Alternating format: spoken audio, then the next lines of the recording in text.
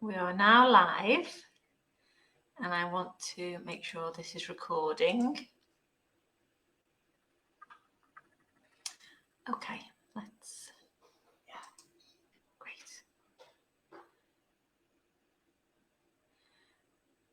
Okay, it looks like it is recording. Okay, hi, I'm Sarah from Parent Suportal, and today we're talking to Jules. And Jules, do you want to tell us a bit about yourself and what you do, who you work with? Hi, thank you first of all for having me. It's really nice to be here. I really appreciate you giving me a bit of time to let me share stuff about myself. So my name's Jules McDonald. I'm a conductor, which is something some people have heard of, but most people probably haven't, which means I practice conductive education. And I think we'll probably talk a bit more about the ins and outs of what conductive education is later on. But I run a small organisation called Connections Neuro-Services, which has only been around for about a year and a bit. I chose the best year ever to start running my own business, obviously. And I run that along with my colleague, Emily Hayes, who's a neurophysiotherapist. And yeah, that's me. I've got a husband and 3 smelly children who I'm trying to keep out the room whilst we chat. If they come in, it doesn't matter. I think a lot of parents will probably want to know what conductive education is and a bit of the history of conductive education and what you have to do to get qualified, that type of thing. Yeah, absolutely. So conductive education is, in its essence, is a specialist teaching approach for people with neurological conditions. That's its sort of its little tagline, if you like. But obviously that doesn't really give a lot away in terms of what the content and what the practice of conductive education involves. So it's an approach that came from Hungary, and it kind of transitioned over to the UK in the 1980s. Quite a few people were aware of it. There's quite a lot of media attention over it at that time. It's also called the Peto method because Peto is the person who created the approach. So some people have heard of it called that. But essentially what it's about is conductive education is a way of looking at an individual who has a neurological condition or a physical disability. So it gives you a kind of framework from which to then help that individual create their potential, whatever that may be, to create progress, to create learning and so on. When I mean learning, I don't mean sort of just ABCs and 1, 2, 3s. Learning any skills, any abilities, any level of communication, physical ability, academic skills, sensory skills, every sort of nook and cranny. Conductive education kind of provides a backdrop that gives structure and appropriate differentiation and so on for learning to take place for an individual, like I say, who's had some sort of impairment or damage to the central nervous system. So in practice, that basically, one might look at conductive education and say, well, it looks like physiotherapy, it looks like exercise, it looks like movements. It's suitable for people with a physical impairment. So it is a physical approach. The way it sort of works is that there's lots of very carefully structured activities, tasks, we call them tasks, but they're different activities, and they're carefully kind of planned by the conductor, by the practitioner leading that individual to be built up or broken down at exactly the right level with exactly the right skill for that individual. So, for example, if you have a child who cannot kneel on all fours, let's say, and how you even begin to start teaching a child to kneel on all fours when their arms are too weak, their head control might not be strong enough, their weight bearing even through their knees might not be good enough, their balance, their enjoyment of that position, their sensory feedback in that position, all those things might make that a really difficult thing. You can't just say, go ahead, do it. A conductor will sort of break those sorts of tasks down into really, really minute, well, appropriately minute, not minute for everyone, but appropriate levels for that individual. So breaking down the activity of putting weight through one's arms, whether you might need special equipment or gaiters to help with that, whether you might need time to spend opening your fingers beforehand to get them flat on the floor and put your weight through them, practicing lifting your head and moving it in different positions, not just in kneeling, practicing maybe sitting on your heels and rocking a little bit over your arms and back again, leaning over rolls, leaning over bits of furniture and cushions, all sorts of different things to help a child in that situation to become better at a skill. But that said, the overall aim of conductive education is not then to go, a child can learn to kneel. That is one of the sub-aims of what we're doing. But really the idea behind it is that we're trying to encourage children or adults to develop their own ability to problem solve and progress their own learning. So being able to have a very positive attitude to attempting things that are difficult, to working out how to do them, to trying to do them. And essentially that sort of twinning of physical well-being and psychological well-being is really the root of what my services and conductive education are about. So the fact that that brain and body combined are so closely linked in terms of an individual's emotional well-being and so on. So yeah, that's a quick summary. No, it's well, I know about conductive education, but yeah, that's a great explanation. One of the things I wanted to ask you about is on your website, it says only person in the world with a master's degree in conductive ed. So firstly, how do you get qualified, and what's the story behind the masters? So thank you, I'm very proud of it, so I'm glad you brought it up. So conductors are degree trained professionals in the same way as a teaching professional or a physiotherapist or anyone like that. So there's a degree course in it. There's only one in the UK because obviously it's a relatively specialist approach. But if anybody's interested in doing something really interesting with their lives, I thoroughly recommend it. So I did that course 17 years ago. I qualified, so that trains you in the practice of what you do. And more recently, as the profession is now starting to develop and starting to add layers to it, you can now undertake a master's in it. So I foolishly, with 3 young children and a job, decided that was exactly the sort of thing I needed to spend my evenings doing. But actually, it's been absolutely fascinating to undertake that process of a master's, to sort of apply that academic rigor to my work again after all the time away from it in between having qualified and having got to this point. And then it's allowed me to really explore the areas of my practice that I most enjoy and am most interested in, and so on. So it's been an absolutely brilliant experience. There are likely to be people hot on my tail for the 2nd and 3rd place and all the rest of it. It'll be a bit bittersweet when I have to change the bit on the website that says I'm not the only person with it, but I'll still put the first person.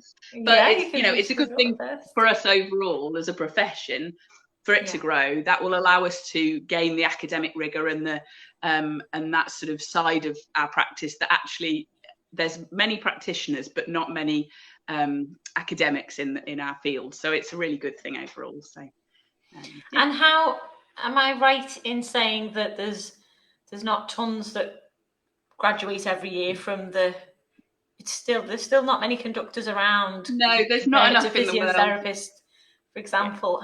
Roughly do you know how many are in the UK conductors? I don't know how many are in the UK. It's probably somewhere around 200, something like that, at a guess.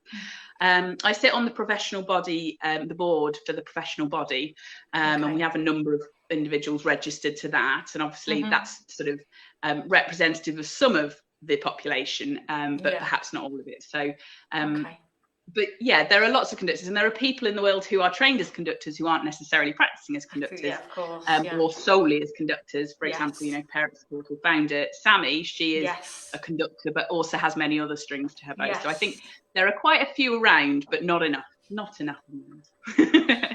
if a parent was to bring their child for a conductive ed session, let's say a child of under 5 with a physical impairment, what might that session look like? What sort of things might they expect? So the really important happen? sorry, I'm terrible for talking over people. No, I'm really bad. Yeah, the really important thing, especially in a young child like that, is that what the most substantial and impactful learning happens when you don't really realize you're doing it. So for a young child, the session and the plan for any session would be completely around motivation. I'll give an example for it. I mean, it would be different for any child. On the whole, you would really want children to be working in a group. Conductive education uses groups to teach an awful lot, because as human beings, we learn really well in groups. We share the dynamic of the room.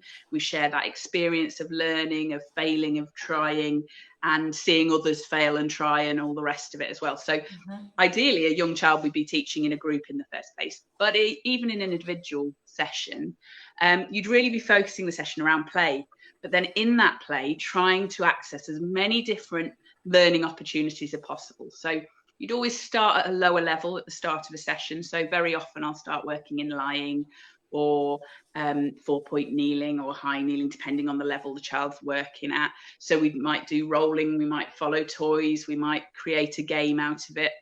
I think the other week I was playing with a young man, and he was a 4-year-old lad, and he was playing with, he had lots of different underwater animals, but he also had a vet's kit. So he was being a vet to all the underwater animals. And he didn't realise throughout that session, every time I asked him to just change position, so we went up onto high kneeling, and then I held the injection really high up in the air for me to give to the octopus or whatever it was, and he had to lift that octopus really high and bring himself up into a high kneeling position without him being supported.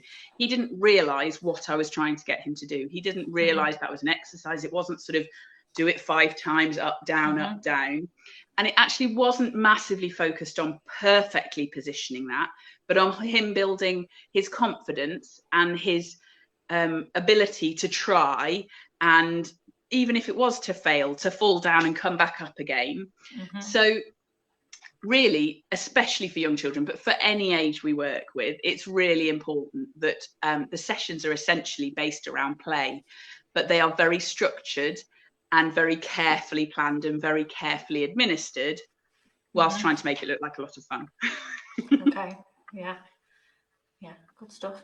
And typically, how many sessions would a child come for, and how many sessions would it be before they sort of saw a difference, or so obviously it's a tricky question to answer, because there's every individual is going to be different that comes to us. But I think when people first come to our sessions, they usually find there's a fairly noticeable immediate improvements in terms of physical abilities.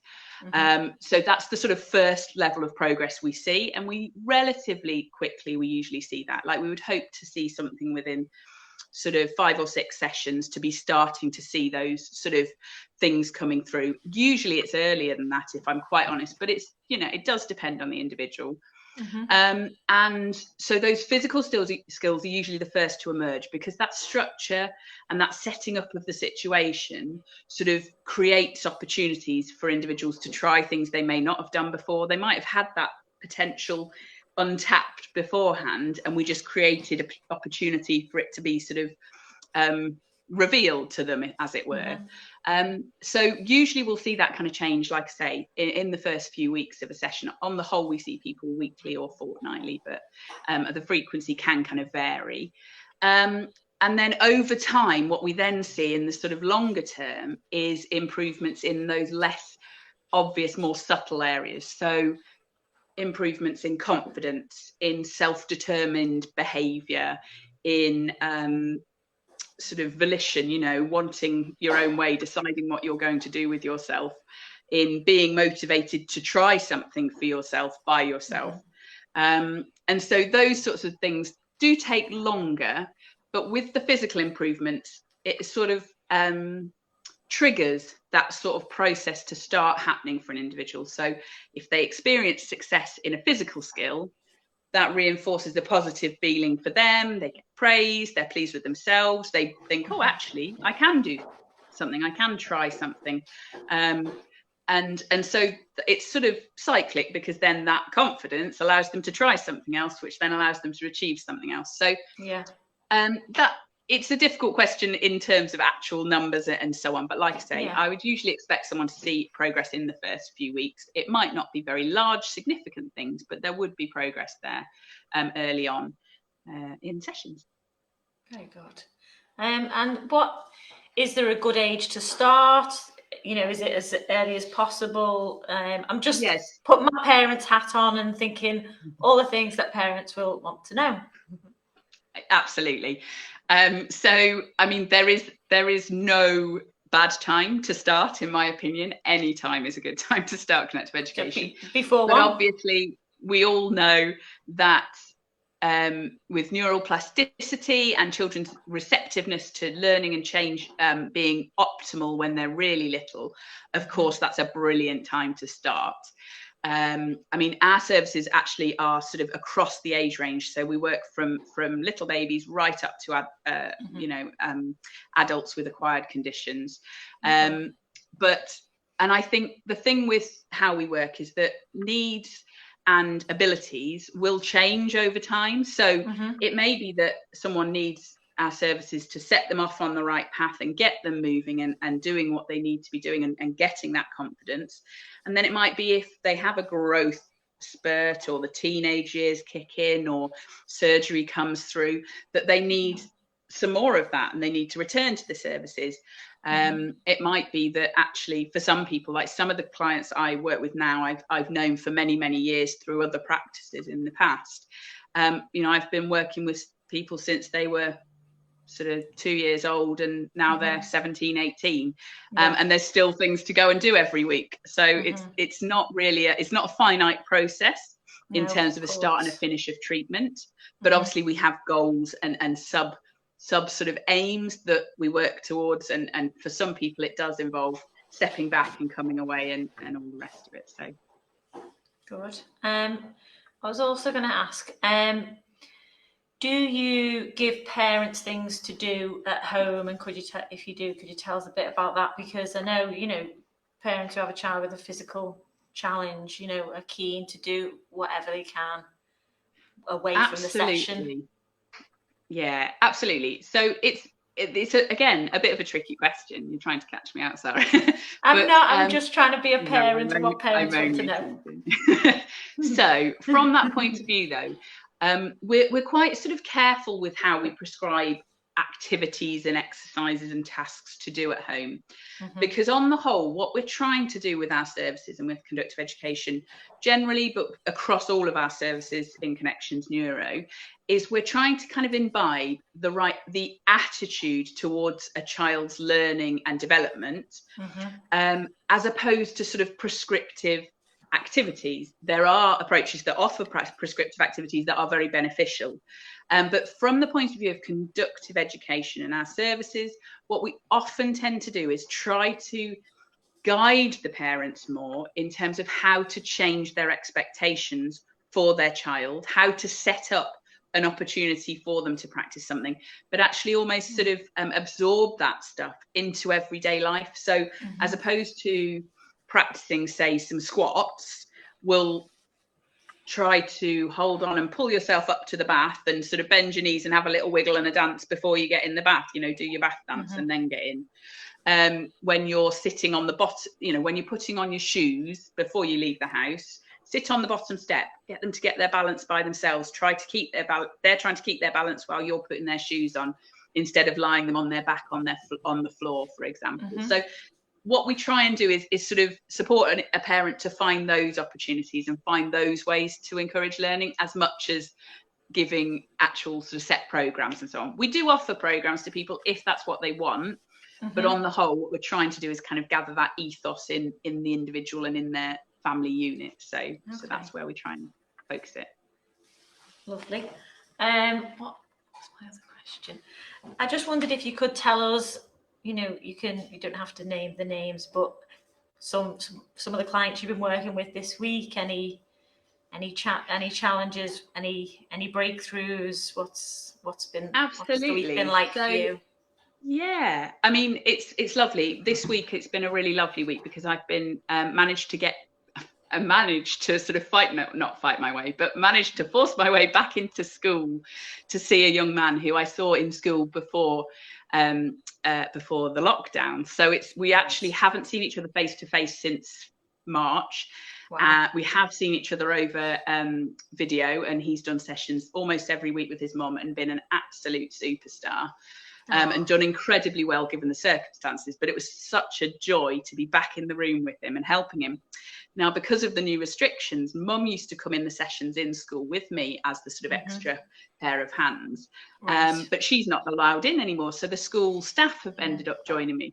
And what was absolutely superb was that because of that, his school, one of the support assistants in this class, got to see what he is actually capable of. So the expectations I put upon him to vocalize with me, to listen and concentrate on what I was asking, to just move one part of his body, to move his body at all, to control his own sitting balance, to, you know, actively participate for almost an hour, which frankly lots of young people would find quite difficult to do. So you know, at the end of that session, it was an absolute joy because the teacher gave me this fabulous feedback, and then obviously they told Mum at the end of the day, and she was really thrilled to see that. And because of that, and because I had been talking to the PE support at the school as well, we've been trying to put in place opportunities for him to use those skills in his classroom, and it's reinforced to them that they want to do that they can feel confident doing that, and we can progress that for that child. So for me, that was a really joyful thing. And on World CP Day, which was even better, very good timing. He chose a good day to do it. Oh, lovely. So, and how old was that young man? He was 13, 14. I lose track. But I have worked with him for a number of years. Right, okay. He's used to me bossing him about. And, oh, Jules, where did you go? I don't know. I can hear you, but the screen has unsplit itself. Oh dear. See if you can go out and come in. Here we go. Sorry, Here you are. I don't know what happened. I just disappeared. She's back. I can still see you, but I disappeared. Sorry. Okay. I wanted to ask, is there a diagnosis that you work with in the main, or does it vary, and what types of conditions do you see? Yes, so conductive education traditionally is for individuals with neurological conditions, and obviously we're called Connections Neuro-Services, and we have a neurophysiotherapist, so there is a clue in all of that around what we do. So it is best suited, if you like, to an individual with a neurological condition. But as times changed, as my experience as a practitioner has developed, I have ended up working with individuals who have a much broader range of difficulties and disabilities, and some quite complex needs. So I do end up seeing some individuals who are undiagnosed, who might have genetic conditions. I see a young gentleman with Angelman syndrome, a young lady with Dravet, lots of different sort of things. Essentially, the sort of common factor is usually a physical disability, and usually one that roots in a neurological dysfunction, if you like, a sort of brain damage or a dysfunction of some sort, and results in that physical impairment. Those tend to be the factors that combined make the methods we use effective for an individual. But so on the whole, most of the young people I see, and even some of the adults that I see, have cerebral palsy, but that's not exclusively the case.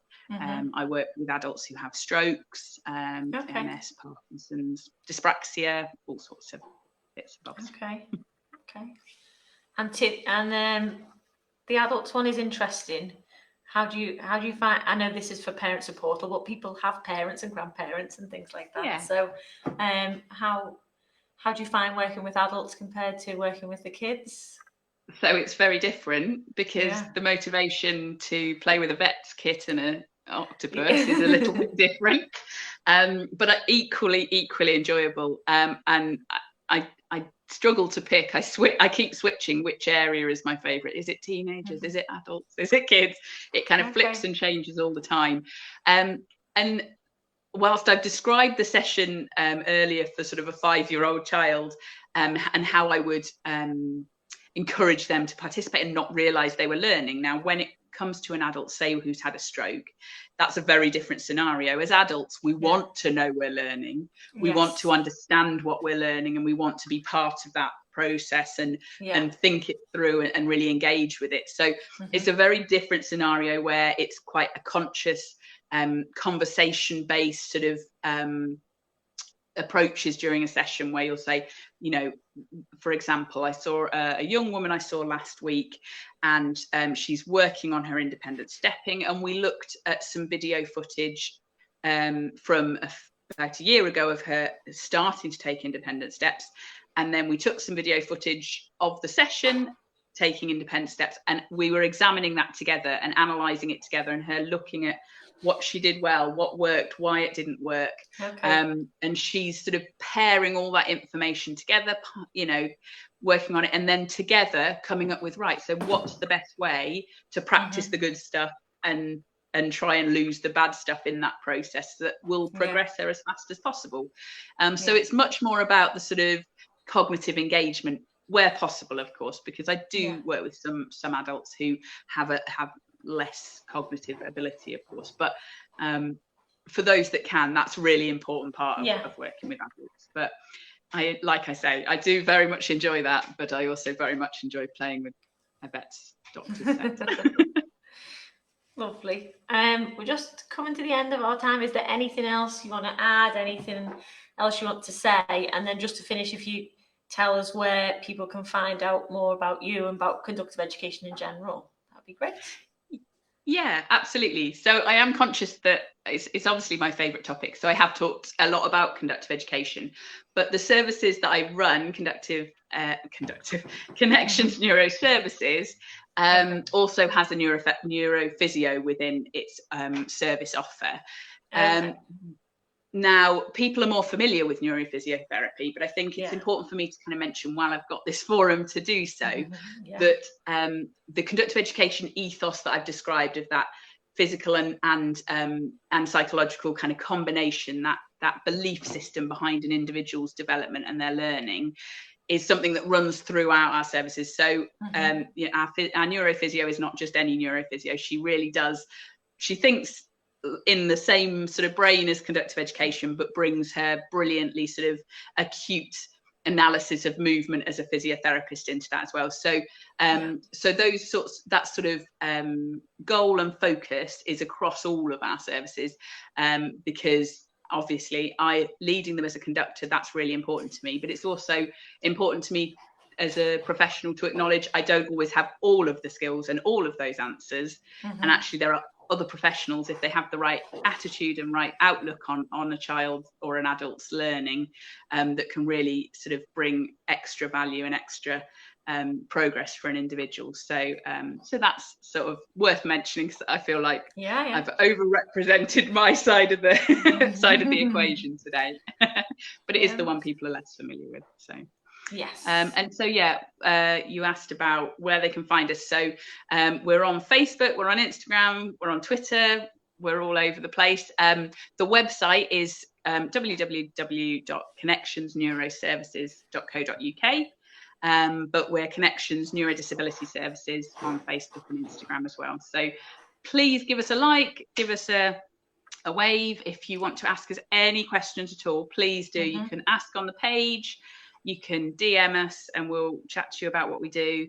And there's loads of stuff on the website about the current services we offer. We've got a load of active movement online sessions that I produced during lockdown for people to kind of get moving at home and things. So all sorts to keep you entertained. Oh, lovely.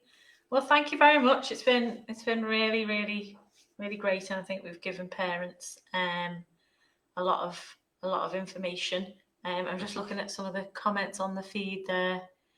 Somebody saying their daughter CP in conductive education for 8 years, and it helped so much for their development. And obviously, I know as well how great conductive education is.